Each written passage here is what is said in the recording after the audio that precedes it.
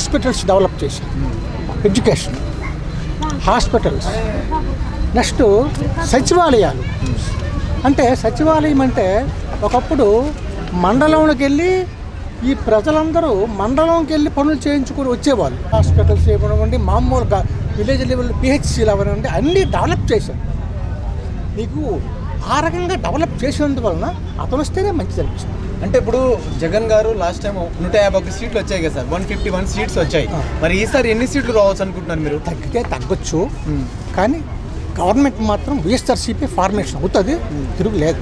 So Chandrababu Naidu గారు ఏమంటున్నారంటే 2047 విజన్తో ఈసారి ఈ ఎలక్షన్లో వస్తున్నారు. మరి చంద్రబాబు నాయుడు గారు పవన్ కళ్యాణ్ గెలిచారు, మరి ఏమైనా ప్రభావం చూపించారు? ఎంతమంది కలిగినివ్వండి, వాళ్ళ ఓట్లు వాళ్ళకి చీలిపోతాయి, ఇంక వీళ్ళకి బెనిఫిట్ వస్తుంది.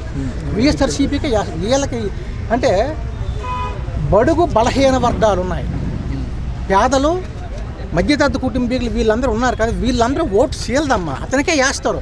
ఈవెన్ పథకాలు తీసుకున్న ప్రతి ఒక్కరు కూడా వాళ్ళకే వేస్తారు, వీళ్ళకి వేయరు. వీళ్ళ ఓట్లు ఇది ఎంతమంది వస్తే సుఖమేమిటి? ఓట్లు వాళ్ళకే పడతాయి, వీళ్ళకి పడవు, అవి సర్దుకోవడమే అంతే. అంతవరకు అది మాత్రం కరెక్ట్. ముగ్గురు బీజేపీ వచ్చినా పర్వాలేదు, నో ప్రాబ్లం. సో ఓవరాల్గా ఒక్క మాటలో నెక్స్ట్ సీఎం ఎవరంటే ఏం చెప్తారు sir? VS Jaganmohan Reddy. Thank you. Dam తిరుగులేదు, వస్తారు, అతను రావాలి కూడా. విశాఖపట్నం రాజధాని అవ్వాలంటే అతనే రావాలి. విశాఖపట్నం రాజధాని అవ్వాలి. ఎందుకంటే మద్రాసు ఒకప్పుడు మన రాష్ట్రం ఉండేటప్పుడు, మద్రాసు రాష్ట్రం ఉండేటప్పుడు, మద్రాసు మనతో విడిపోయినప్పుడు ఆంధ్రప్రదేశ్ ఉన్నది. మద్రాసు విడిపోతే మనం అది డెవలప్ అయిపోయింది, ఒగ్గిసి వెళ్ళిపోయాం. తర్వాత హైదరాబాద్ పెట్టారు, కర్నూలు పెట్టిన తర్వాత హైదరాబాద్ మళ్ళీ రాజధాని పెట్టారు. హైదరాబాద్ డెవలప్ చేశారు, ఉండిపోయింది. ఈవేళ శ్రీకాకుళం, విశాఖపట్నం, విజయనగరం, ఉత్తరాంధ్ర సంగతి ఏమిటండి?